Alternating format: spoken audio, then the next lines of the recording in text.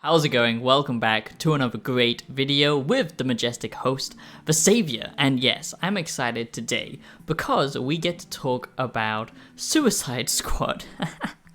And yeah, this game has certainly pissed off a fair amount of people, and it's no wonder. Now, I remember when Suicide Squad first came out, the movie in cinemas. I could have gone to see something much more enlightened, but sadly I chose Suicide Squad. You fucking...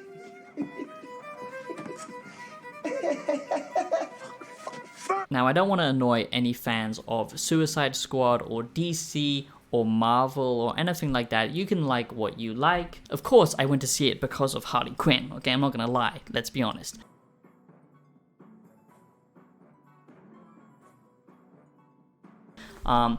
And, you know, the game looks like it's got much more character to it, a lot more personality. I usually prefer media with much more nuance to them.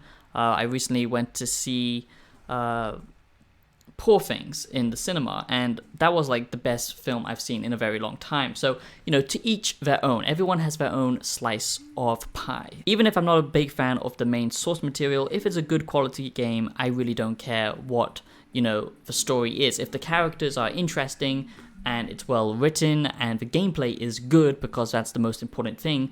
I know modern day gaming has seemed to have forgotten that because we're all focused around cinematic storytelling. This is not a goddamn movie, okay? This is supposed to be a video game. So if the gameplay is good, I don't care, okay? I can overlook the other stuff and I can even get invested in the characters. So today I'm going to be giving you my Suicide Squad Kill the Justice League review. And I know what you might be saying, how are you doing this? How is this a Kill the Justice League review, since all of the Suicide Squad Kill the Justice League reviews have basically been null and void? And that's why I'm making this video, okay? Because I can't play the full experience, obviously. I can talk about the hands-on experience and the gameplay that has been shown off and all that kind of stuff, but that's something I feel like we need to draw attention to. That's why I want to make this video, because people should be worried, okay? The fact that this game has cancelled all reviews, and by the way, before in the comments you say, Savior, you don't get codes or something like that, that's absolute BS. I've literally been sponsored in a few days to review a game. Most of my videos are very positive and I'm very thankful for that. I really love this community, but if this video gets overwhelmed with little naysayers and, you know, just fanboys, that's usually what happens when a game just comes out. You get the rabid fan base that want to attack you. You don't know what you're talking about. That's not how YouTube works, okay? And yes, I do get codes. Now, before this video begins, before we talk about Suicide Squad Kill the Justice League review that I'm about to give you, even though it's not technically a full review, but if this is all I can do since they've literally cancelled everyone else and access to the game, which is a big red flag. But I just want to say, you know, we're getting so close to 10,000 subscribers, and it just means so much to me. If you would consider subscribing, it only takes you 2 seconds to go down below, click the button. Fair enough, you know, hold off your judgment if you are new and see if you like the video. I don't know, man. You've been seeming sus lately. If you like deep analytical video essays around gaming or philosophical videos around media and life itself, tackling some bigger issues around media, technology, and dystopian society, all that kind of stuff, please do consider subscribing, because we do a mixed bag here of gaming and philosophy videos. So please do subscribe and become a wise one, become one of the greats. I just want you to know I put everything that I have into my content, and I'm so happy when I see, you know, nice comments, and that's what motivates me to keep doing this. And, you know, I just want to say thank you. So show some love and consider a donation or join as a member to get access to a whole playlist of extra content. I'm also I'm working on something that's going to benefit you, because I really want to give back to the people in my channel. And yeah, like I said, this is a community. I'm trying to bring back the old school YouTube, how it should be, not a mega corporation pretending to be a YouTube channel. So do support me and consider checking out the music that I make on Spotify. And that's my only shilling, as I'm not sponsored today, obviously. Task Force X. Who are we killing? The Justice League. Show me what you got. So the reason why I'm giving you this Suicide Squad Kill the Justice League review is because we're not getting one, okay? We're not going to get one, so I might as well do it early. So I'm going to give you Kill the Justice League review based on everything that we know so far and based on the hands-on gameplay and all that kind of stuff. So should you buy Kill the Justice League? Is Suicide Squad Kill the Justice League worth it? That's what I hope to answer today. Great TV shows like The Boys have made a mockery of, you know, the Marvel DC trope at this point, and I'm kind of glad, because a show like that with such depth and complexity to it, it just kind of highlights all of the problems with superhero movies and the industry of Marvel and DC and all that kind of stuff. So I feel like people are tired of it because that's what's dominated cinema for so long, and a lot of games. And I wish I could say this is returning to the roots of, you know, Batman Arkham, because these are the same guys who made a great quality game series and that influenced so many games afterwards, but sadly it just isn't, okay? And there's a reason why this game is getting a lot of hate. There's a reason why they are kind of, you know, hiding the press and the media for this game, because this is basically, it reminds me of the situation with Star Wars Battlefront, okay? Everyone was really excited because it was a brand new Star Wars game, but it turned out just to be a cash grab. It was filled with a super aggressive microtransaction loot box system, and it was just very disgusting to see what happened to Star Wars, and that's a whole different subject.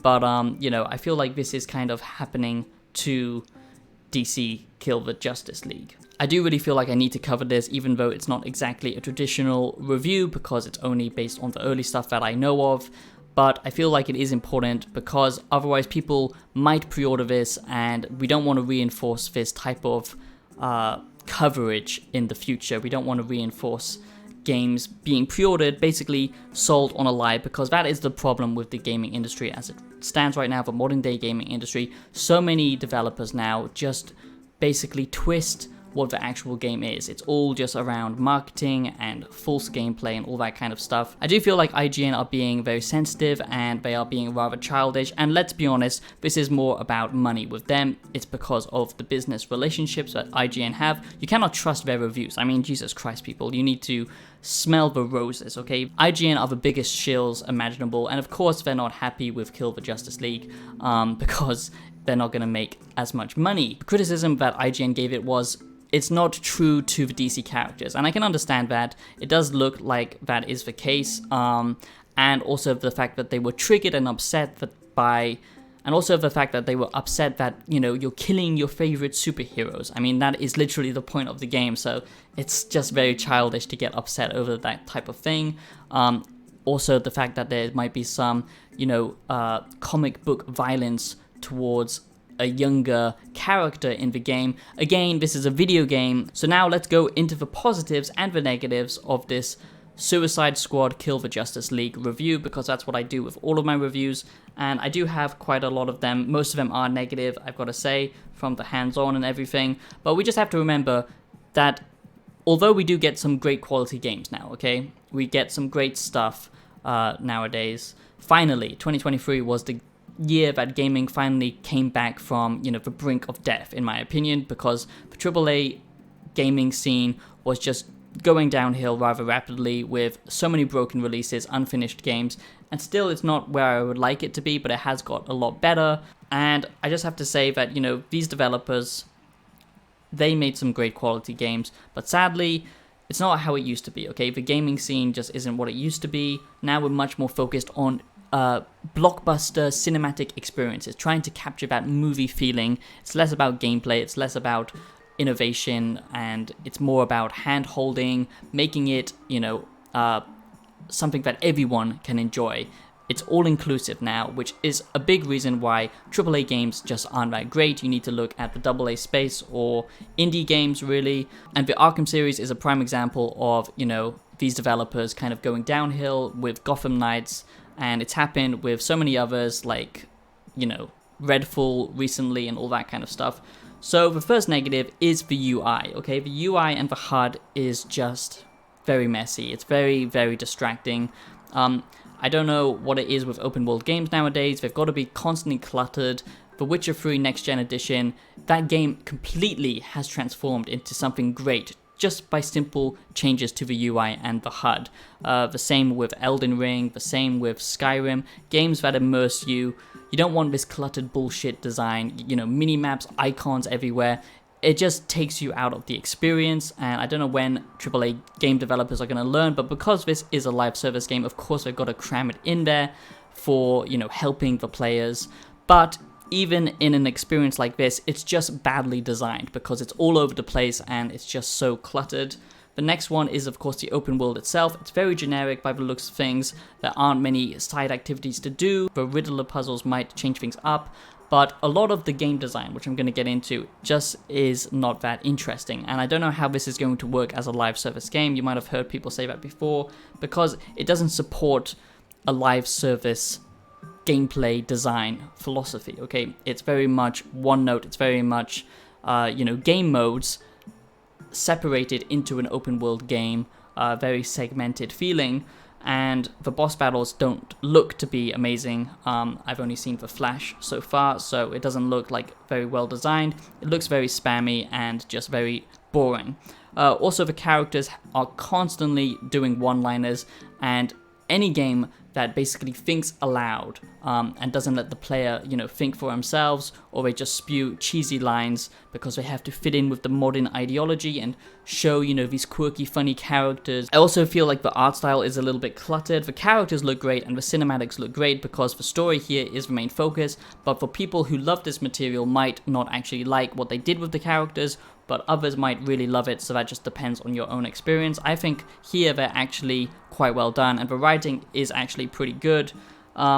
The gameplay mission designs is the biggest problem, okay? So you have things like wave defense, stuff that we've seen in like a spin-off Call of Duty mode as a main game mode here, or even gameplay modes like King of the Hill, kind of building up points and all that kind of stuff.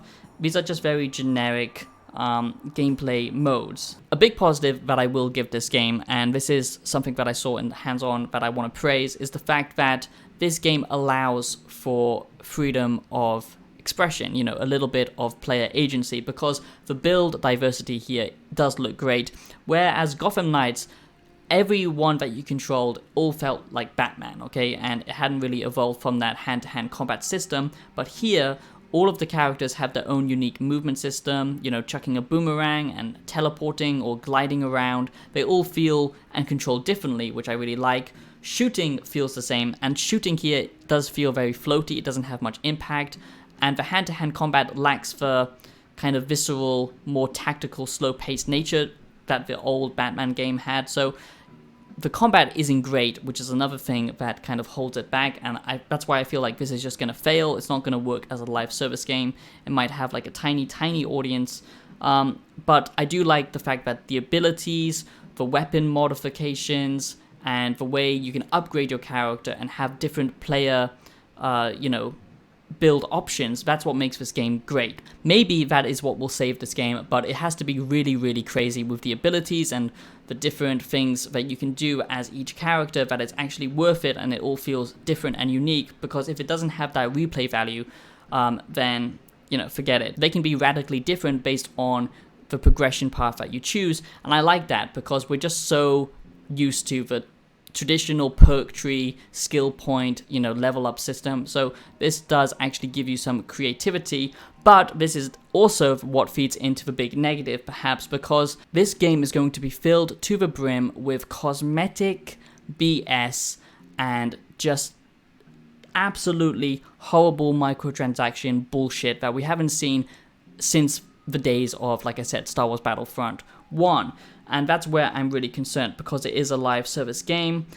Also, the open world just feels like it lacks detail, it lacks the character, it doesn't feel lived in. It does very much feel like a multiplayer live service experience. Progress gating is also a big concern, and I can't really say anything about that until we have the full experience, but it does look to be a concern. The boss battles, like I said, look rather plain and simplistic. Also, if it's trying to do this microtransaction bullshit, which should never be in gaming, okay, and live service games need to just die, honestly.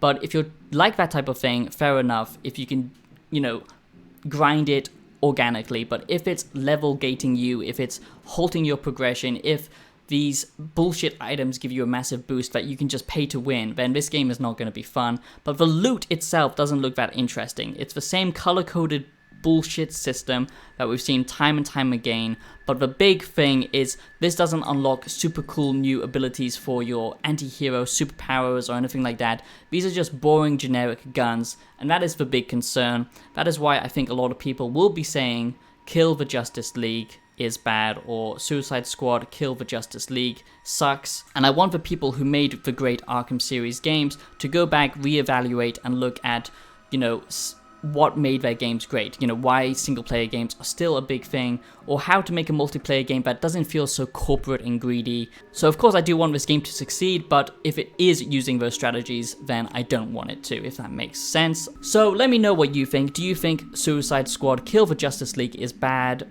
or do you think this game will turn it around and actually, you know, everyone will be surprised because the abilities, the loot, the combat, all of that stuff will actually be good.